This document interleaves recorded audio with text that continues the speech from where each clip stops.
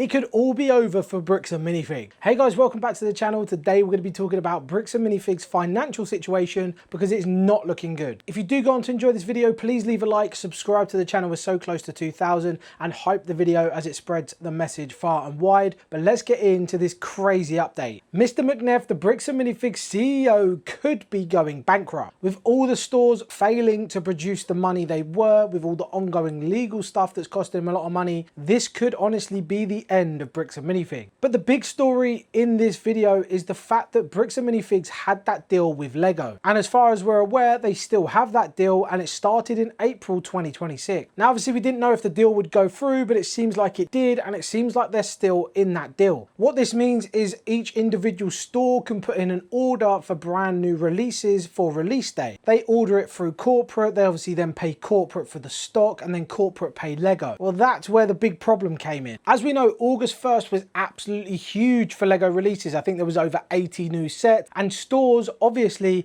are going to want the brand new sets to be able to sell to customers. And in the situation that they're in, they're going to need the best stock possible, just because they need to make some of the money back that they're losing from all this ongoing situation. Now, like I said, the stores pay corporate, corporate pay Lego, and then Lego ship out all the orders to the stores. It's a pretty simple, normal business agreement. But because August was so big for releases, obviously a lot of stores put in some huge orders that they normally wouldn't do. And with the state of Bricks Minifigs at the moment, corporate asked the stores for the money up front, instead of what I believe is probably normal practice, is to take the order from the store, order it with the company's money, and then recoup that from the stores at a later date, at an end of a month or at an end of a billing cycle, whatever it may be. But in my head, that's the normal thing, but they ask for the money up front. Now, if you're asking for the money up front, that suggests to me that you are struggling and you have not got the finances to be able to stock your stores. Now, if these weren't franchised out to individuals who then own the stores, this would be already over for Bricks Minifigs. Because if you can't afford the stock already, imagine if you didn't have these stores paying for it, you would be gone. Now, lots of these orders arrived at stores missing loads of sets or turned up with completely different sets. Some of them were damaged, and a lot of them even arrived late. So as a launch day goes for a Lego store or a Lego selling store, it was absolutely abysmal, and if I'm honest, it probably lost stores a lot of money. Now, I would imagine the stuff that didn't turn up is down to couriers and stuff like that,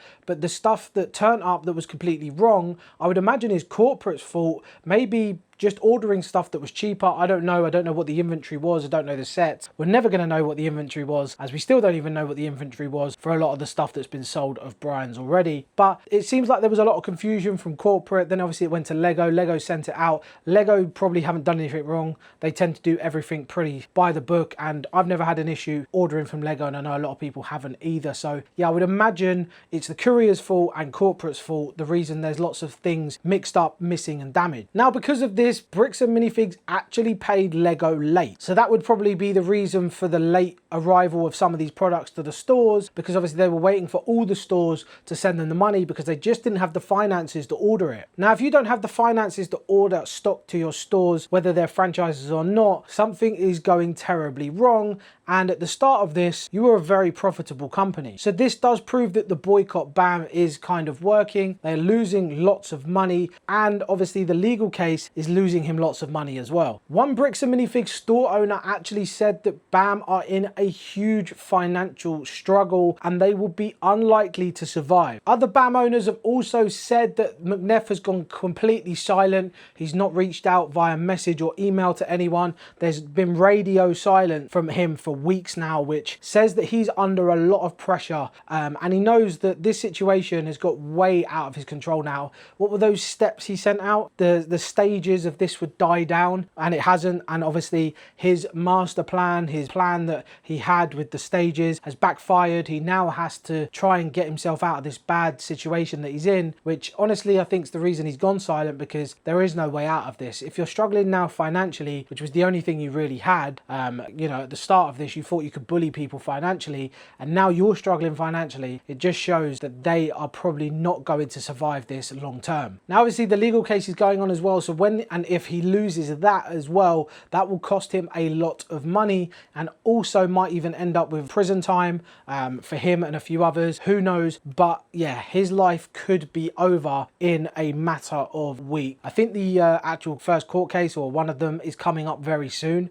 So as soon as we have information on that, I'll bring you a video on that. But yeah, his financial state is not good. His mental state is probably not very good. I don't think he quite realized the mess that he got himself into when this got brought to social media. I think if they'd have just settled this at the time, obviously Bam would be thriving still, and he would still have a lot of money and would not be in a bad financial position. It's not looking good for Mr. McNeff or Bricks and Minifigs. Also, the fact that they're opening new stores, which I mentioned in the last video, does honestly baffle me. It surprises me that they're still opening new stores, knowing that they can't provide stuff like stock for new releases because they don't have the money. So I just don't understand the logic behind that. Are they still just trying to continue as normal, trying to get through this without sort of paying attention to anything that's going around them? I don't know. But the fact that he's radio silent means he knows. He knows something is seriously wrong. He knows there's not a very good way out of this. And he knows that his life could potentially be over or much harder after all this is said and done. But we're still waiting for Reckless Ben's next video. Hopefully it's going to be out soon. I'm excited for that. It's been a while since we had anything from him. And obviously the updates are very slow at the moment, but I'm bringing you as much as I can. Let me know in the comments any questions you want answered, stuff like that. I might do one of those where we talk about different topics that you guys bring up, and where you've asked questions, we can go through and answer some of them in the next video. Hopefully you guys did enjoy this update. Leave a like, subscribe to the channel. We're nearly at 2,000. Hype the video, and I'll see you guys next time.